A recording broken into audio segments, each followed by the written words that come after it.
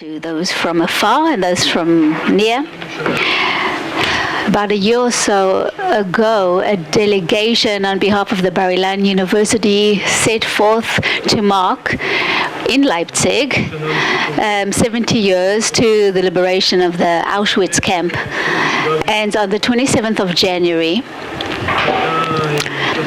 there was a delegation that marched, headed by the president of the university, Professor Rabbi Hershkowitz, and together we marched in the streets of the city. And this was a march, and I think all those who participated in this march couldn't but pay note and realize the great significance of the fact that Jews and Germans were marching together.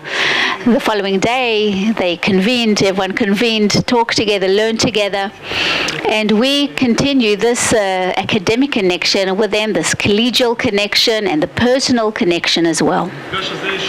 And in this encounter, which begins tonight and ends tomorrow,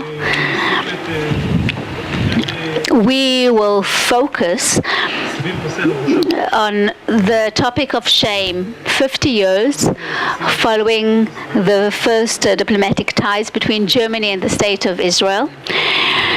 And we'll open this evening with the current convention, and together we will convene once again together and learn the whole issue of shame from different perspectives. To open up this evening, I call upon Rabbi Professor Daniel Hershkowitz, President of the University, to say a few words of greetings. Thank you.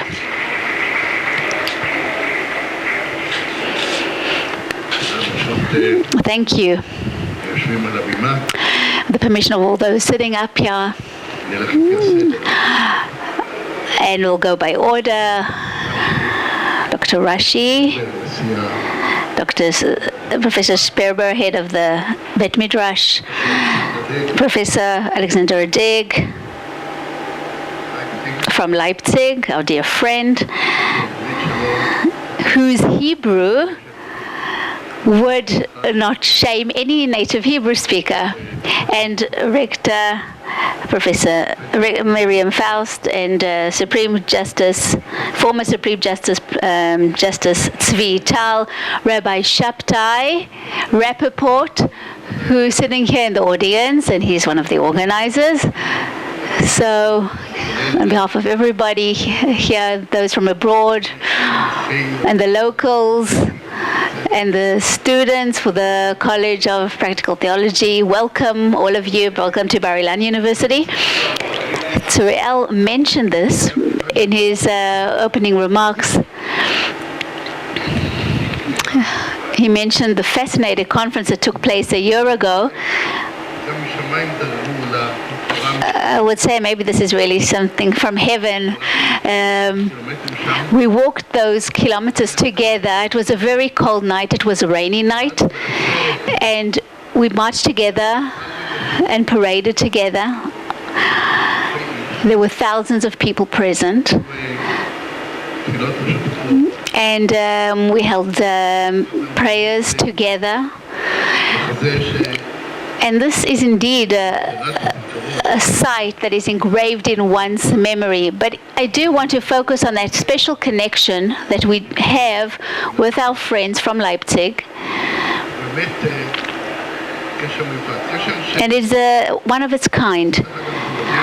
On the one hand, we are talking about academic collaboration, cooperation on the highest level. And on the other hand, it's not this ivory tower of the academe. It's not some sort of a detached academe. It is an academe that is connected to reality. It is an academe that learns lessons. It is an academe of which the logic is not detached from emotion. And in this joint venture that we have in Shoah studies, Holocaust studies, I think an elementary question presents itself, because as a son of Holocaust survivors, and in our home at least, we talked about the Holocaust. The Shoah, the Holocaust, is something which is way beyond anything that we can fathom or imagine. Those who weren't there can only imagine how limited we are in our imagination. So I think we have to, again, learn our lessons now. But there is a philosophical question here, because as far as I'm concerned,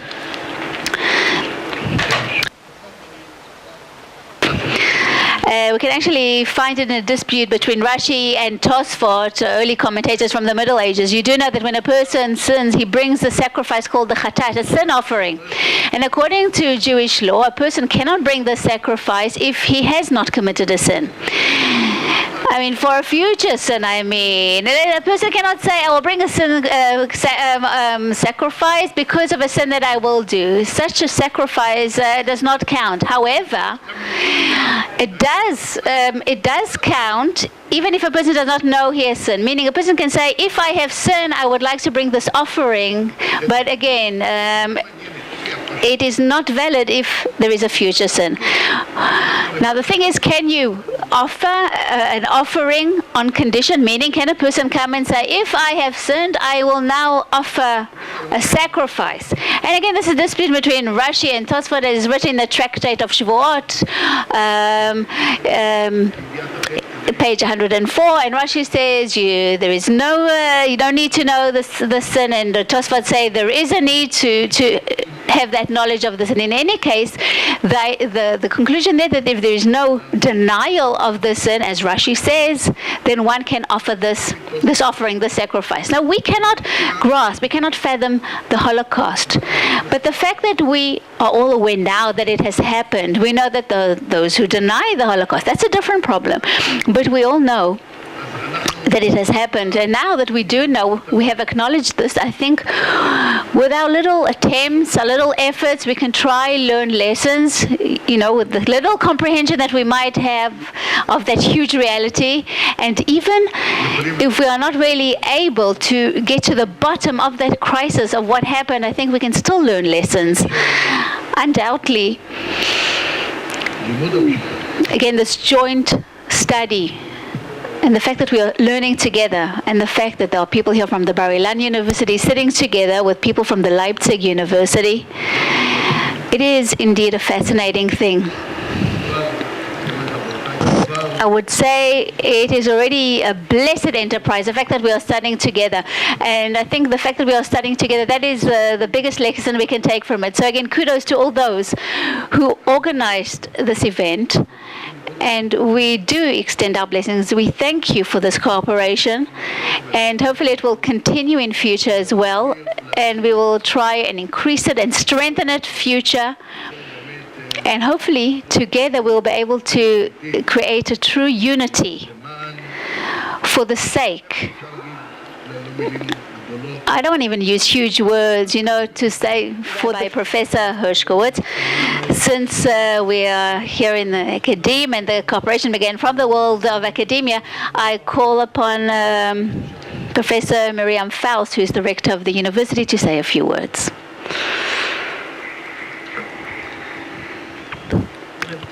Good evening, all those in the Presidium, Rabbi Rappaport, and honored guests. I think the focal point of this event is the Holocaust in Europe and shame.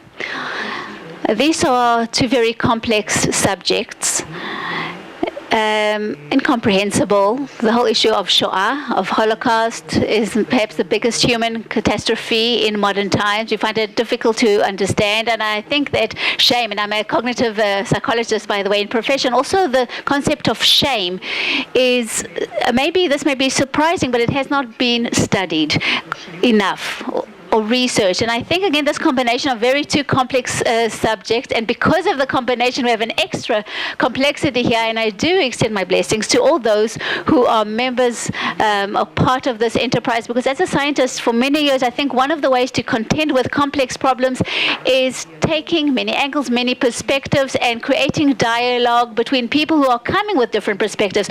We have people from the world of Torah, academics of different backgrounds, from different universities in Israel and abroad, Jews and non-Jews. And I think this is exactly the place, the environment that would be the right place to research such complex topics in order to understand them better. So as to the Shoah, as to the Holocaust, I said it is complex, and I think this combination and the fact that we have chosen to look at it through shame, again, it is something so appropriate, because there is this shame that on all parties, of the victims, of the perpetrators, various societies where the perpetrators and the victims emanated from.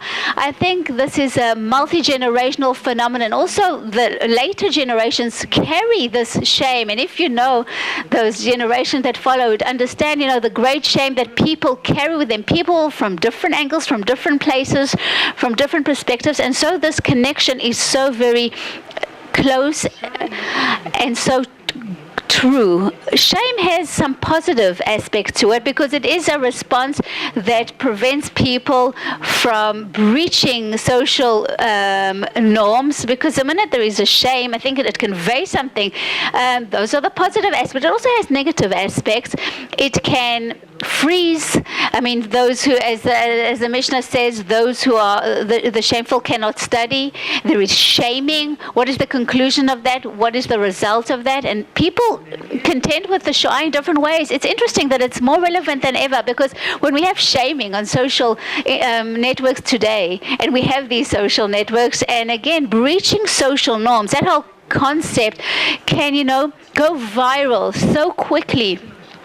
And because these networks have so much strength and power, I think the whole issue of shaming and understanding what shaming is has extra importance today and significance. And I actually tried to conduct this little exercise with myself and ask myself the question: the Shoah, the Holocaust of the Jews of Europe, as it transpired, could it have happened? Could it have happened in a world with social networks as we have today? In a world where there's so much more transparency, knowledge of what is happening, there is a possibility of using shaming in a much more powerful manner, a much stronger way. I mean, that is a question that bothers me. I think about it a lot.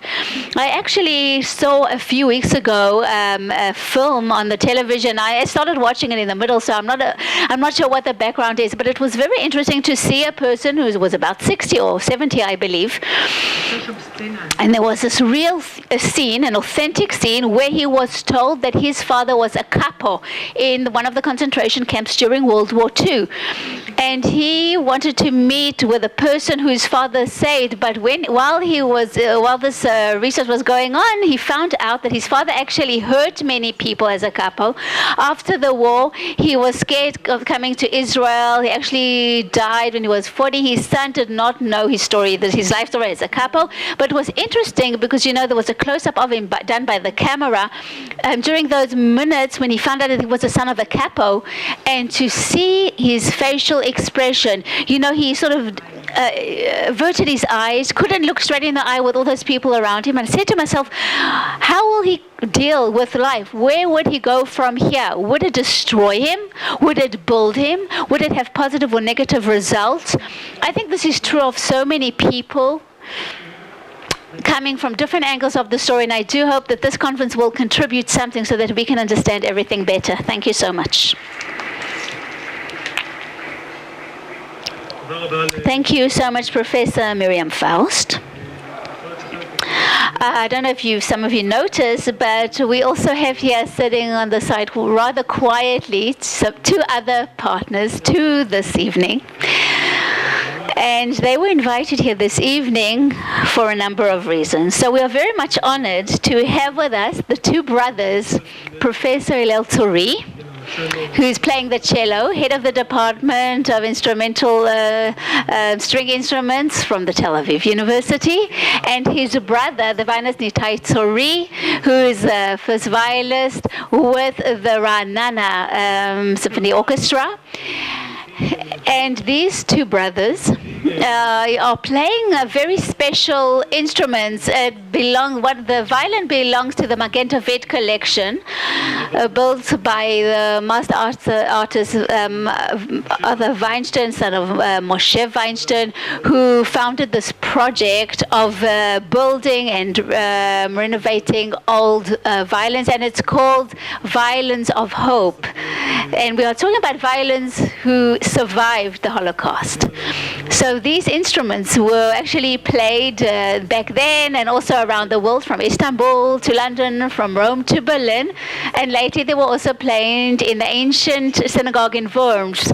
And the cello was made by Herz from Berlin, a German instrument builder, in 1912 for the collection of Joseph Joachim, head of the music school in Berlin. The first piece that they will be playing, which is called Chassidische Tanz, a Chassidic dance, was composed by Sigmund Schul. He was a composer born in Chemnitz, Germany, and he escaped to Prague in 1933, where he studied music till 1938. And it was there that he glorified the Jewish songs and hymns in the Jewish communities. He was labeled as a rising star. He was evacuated in 1941 with his wife Olga to Dresdenstadt, and where he composed what we'll hear in just a moment, the Chassidische Tanz piece. And those pieces that survived, those compositions after his death, inter alia, again, a piece for viola and violin. He died in Dresden in June 1944, and he was 28 years old only. Please.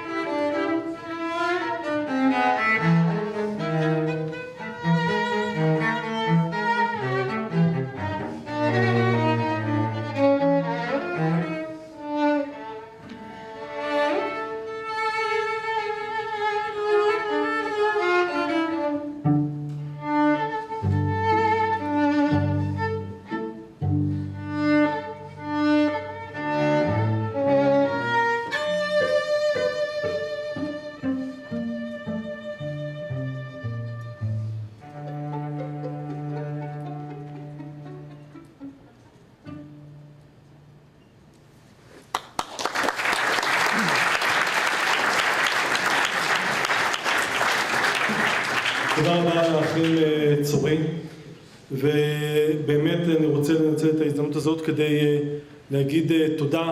בדרך כלל אומרים אותה בסוף, אבל אני באמת חושב שראוי לומר אותה בהתחלה. הכנס הזה שכבר הגינו אותו בדרך חזרה בשנה שעברה מגרמניה, בחזרה לארץ, לא היה מגיע אילולי כל השותפים הגלויים והפחות מוכרים. ואני רוצה קודם כל להודות לעמיתינו מגרמניה, לפרופסור דוקטור אלכסנדר דג מאוניברסיטת לייפציג, לדוקטור אקסל טולנר, מנהל המכון ליחסים ומחקרים יהודים נוצרים, לדוקטור דגמר פוין, מנהלת ארגון אות הכפרה והשלום, לאורחים שטרחו באו כמו פרופסור שטפן הויזר שהגיעו מגרמניה. גם כאן בארץ היו לנו הרבה מאוד שותפים. באוניברסיטה הרב שבתאי הכהן רפופורט שיזם ודחף יחד עם גברת אורטל נחום, שמקודם ראיתי אותה ככה עוד מסתובבת ומתרוצצת בחוץ, יחד עם גברת שושנה ברונרוט, לדוקטור רולי בלפר שטרח עד הרגע האחרון וגם עכשיו, לשותפים שלנו מהמכללה לפיקוד טקטי, למפקד המכללה אלוף משנה אורן כהן ולסגן אלוף במילואים גדעון שרב, שיחד עזרו כולם כדי לעשות את הערב הזה ואת הכנס הזה למשהו. אני מבקש להזמין את נציג המכון הגבוה לתורה, את נשיא המכון הגבוה לתורה, הרב פרופסור דניאל שפרבר, בבקשה.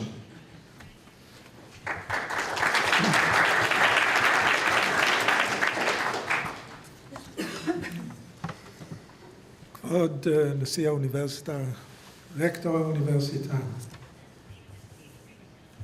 השופט צבי טל, ידידנו היקר, פרופסור אלכסנדר דג, כמובן ראש בית המדרש הרב שבתאי רפופורט, ואחרים שלא הזכרתי אותם, כל אחד לפי כבודו.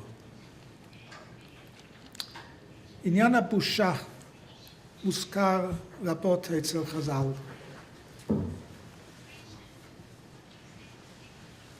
איסור חמור הוא להכלים פני חברו ברבים. עד כדי כך שאמרו חז"ל בהתבסס על הסיפור של יהודה ותמר, שמוטב לאדם להפיל את עצמו בכבשן האש ואל יכלים פני חברו ברבים. המחלוקת הראשונים אם מדובר כאן בדבר של הלכה או בדבר שיש בו מעין גוזמה הלכתית, אבל עצם הניסוח הזה מלמד עד כמה שחמור עניין הבושה והכלימה. עד כדי כך שגם כשמוכיחים בן אדם בדין של הוכח תוכיח, צריך להיזהר לא לבייש אותו, ולכן אמרו חז"ל שאין בימינו מי שיודע להוכיח. מצד שני הבושה העצמית, כשבן אדם מרגיש שהוא מתבייש על דבר שהוא עשה, יש בזה ערך רב. לפני 3 חודשים, 1.5 חודשים, חגגו בעצם בכל העולם את שנת היובל של ההכרזה הדרמטית של הקייס הקדוש, של הוותיקן, של הכנסייה הקתולית, נוסטרה אייטאטה, התקופה שלנו. ההכרזה הזאת היא שינתה באופן משמעותי את כל היחס שבין הכנסייה לבין היהדות. היא הכירה בכך שהיהדות היא כאין אח מבוגר לנצרות. ההכרזה הייתה ב-65. לקח איזה 8 שנים עד שבאמת הוסכם על נוסח. היו 4 נוסחאות קודמות. ודיונים אינסופיים. ומאוד מעניין גם כן לבדוק ולבחון את הנוסחאות הללו ואת שני הצדדים. למשל, הייתה התנגדות גדולה בקרב אלו שהיו מעורבים בעניין הזה, לא להזכיר בכלל את עניין של ההאשמה של רצח האל, דייסייד. בסופו של דבר, ההכרזה הזאת, הדרמטית הזאת, המהפכנית מבחינת התיאולוגיה הקתולית, התפרסמה, והייתה לה משמעות עצומה במשך היובל השנים שלאחר מכן.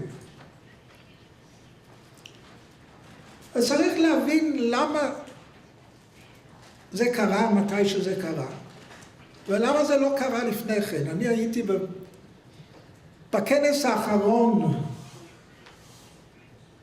לעניין חגיגת נוסטרה אייטאטה בוותיקן, בגרגוריאן אינסטיטוט, ואמרתי שזה בא בערך 1000 שנה מאוחר מדי. אבל צריך להבין למה, מה גרם לזה. אז היו הרבה מאוד גורמים. רוח פילוסופית שונה לחלוטין על חופש הדת, שהתחיל במחצית השנייה של המאה ה-19, ועוד גורמים פילוסופיים, רוחניים שונים נוספים. אבל אין ספק שאחד הגורמים העיקריים היה הבושה. מיד אחרי השואה היו משפטי נירנברג המפורסמים. הם היו מפורסמים גם באותו זמן. הביאו הרבה מהמדיה העולמית כדי לעקוב אחרי המשפטים הללו. אבל הדבר הזה עדיין לא עשה רושם על הכנסייה הקתולית. אולי זה עשה רושם, אבל הם לא שינו את עמדתם. הרי העובדה היא שבשנת 38 האפיפיור פיוס ה-11 ביקש מן האב לפרש לבדוק ולכתוב על הגזענות של הנאציזם. וב-39 זה הוגש לאפיפיור, וזמן קצר לאחר מכן הוא נפטר, ובא אחריו פיוס ה-12, והוא הסתיר את הדבר הזה. יש הרבה סיבות, יש הסברים. הוא הושפע על ידי אחד מיועציו הישועים, אבל עובדה היא שעד 78 לא גילו את המסמך הזה, שנקרא באנגלית The Hidden Encyclical.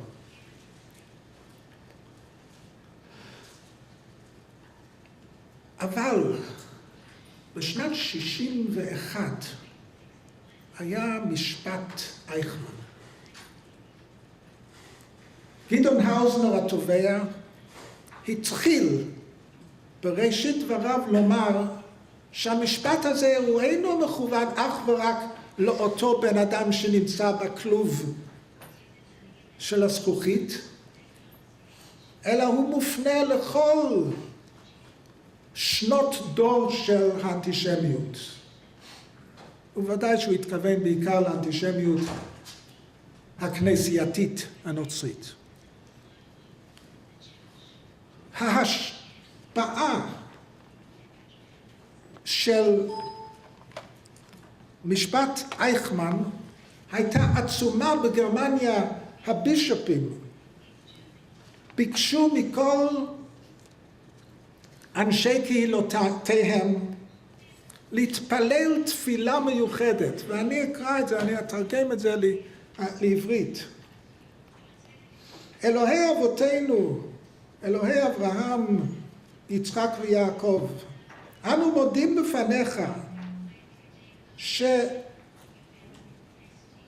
שמספר אנשים אין ספור נהרגו, נרצחו בתוכנו, מכיוון שהם השתייכו לעם שממנו בא המשיח. אנו מתפללים, תנהיג את כולם שהם אשמים או על ידי מעשה או על ידי חוסר מעשה או על ידי שתיקה, שיראו את אבלם ושיעברו ממנו. תנהיג אותם שהם יבחנו את עצמם כדי שיוכלו להתכפר מעוונותיהם.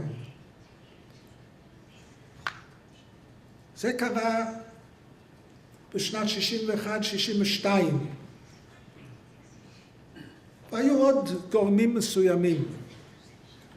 ורואים, כשרואים את הנוסחאות השונות, היו 4 מפורסמות, רואים שזה הזמן שהנוסח משתנה,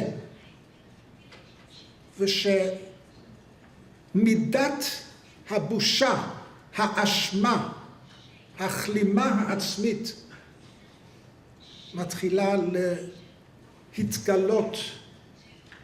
יכולתי להביא לכם דברים שנאמרו על ידי אותם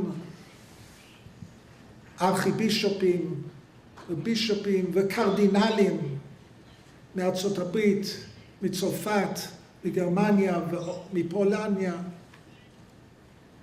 כיצד הם ביטאו את עצמם. וכמובן שהיו כמה שמרנים שעדיין הסתייגו מכל השינוי הגדול הזה.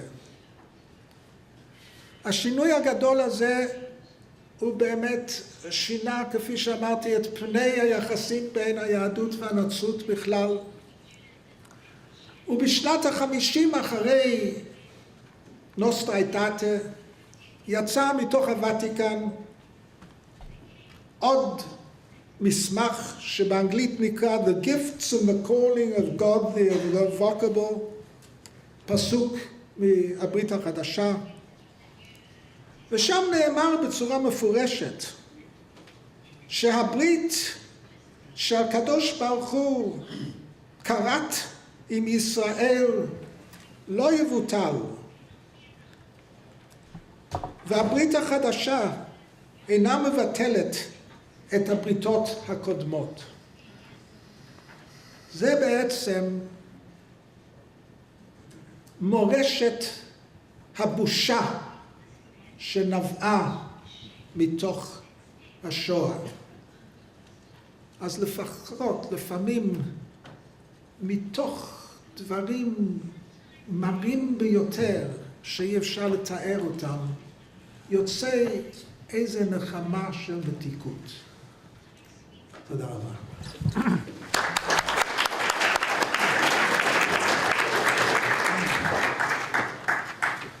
תודה רבה לרב פרופסור דניאל שפרבר, נשיא המכון הגבוה לתורה. אחרון המברכים להערב הוא כבר חבר של קבע בביתנו ובקמפוס שלנו.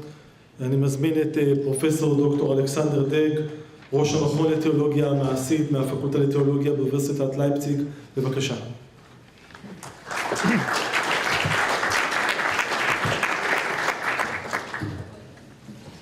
ערב טוב, ותודה רבה על האפשרות להגיד כמה מילים עכשיו. אני בעצם הערב לא מדבר מילים בשמי, אלא בשם של סגן הנשיא האוניברסיטה שלנו, פרופסור דוקטור מתיאס שוורץ, ואני לא הבאתי את פרופסור שוורץ, הוא לא יכול לבוא, אבל אני הבאתי לפחות תמונה ממנו, אז אתם רואים פרופסור שוורץ, ואני לא אמשיך לדבר בעברית עכשיו, אני מנסה לעשות את זה מחר, אז תבואו שוב מחר, אם אתם רוצים לראות אותי, לנסות לדבר בעברית עכשיו, אני רק קורא מה שפרופסור שוורץ אומר, ואני עושה את זה באנגלית. Dear President, Professor Hershkowitz, dear Rector Faust, dear representatives of Bar-Ilan University, dear Rabbi Shabtai Rababot. Bar-Ilan University and Leipzig University do not have a long history of partnership. We are official partners only for some months now, but a very lively, inspiring, and seminal one. I vividly remember your visit at Leipzig University a bit more than 1 year ago, which left a deep impression on me. And I'm deeply sorry that I cannot be part of the Leipzig delegation at this moment. In the recent past, we have seen various nuclei of joint research. There are common projects and much more project ideas. There is a Minerva Center, actually a Minerva Center with a very, very complicated name, the Minerva Center for the Relations between Israel and Aram in Biblical Times, the construct of autonomous decision-making and interdependence.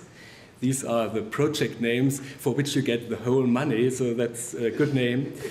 And there are, he says, joint conferences on important themes for our universities and for Judaism and Christianity and for our two countries. Last year, 2015 in January, speakers and representatives of Bar-Ilan University were meeting in Leipzig exactly 70 years after the liberation of Auschwitz extermination camp and almost 50 years after the beginning of diplomatic relations between Israel and Germany. The conference was also attended by the president of Bar-Ilan University and by Minister Avraham Nir Feldklein from the Embassy of the State of Israel in Germany. I was honored to be present at this conference dealing with the impact of the Shoah on Judaism and Christianity.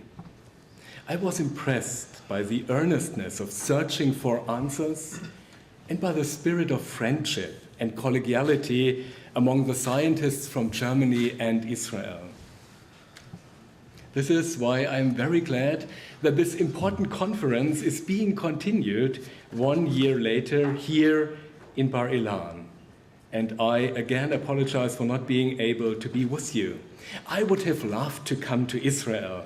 And the least I can do is to greet you, also in the name of our university's president, Professor Dr. Beate Schücking, and to wish you a very fruitful and inspiring conference. Shoah and Shame. Under this title, you will be honored to hear 9 lectures and to continue the German-Israeli dialogue on a very sensitive field, and to start a Jewish-Christian dialogue on this issue. I want to express my thanks to the organizers of this conference.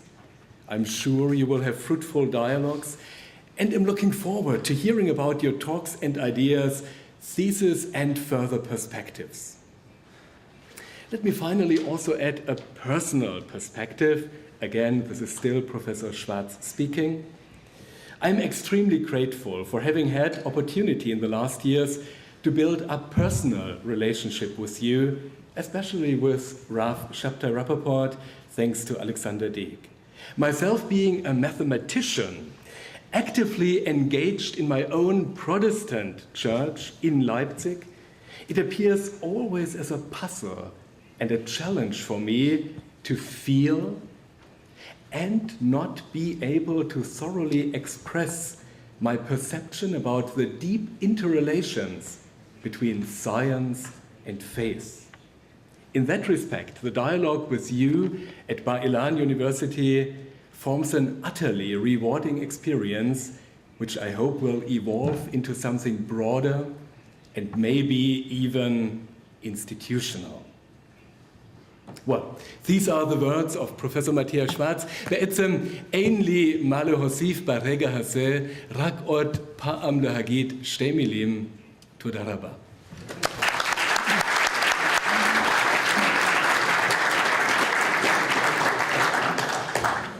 שוב תודה רבה לפרופסור דוקטור אלכסנדר דג מהפקולטה לתיאולוגיה באוניברסיטת לייפציג.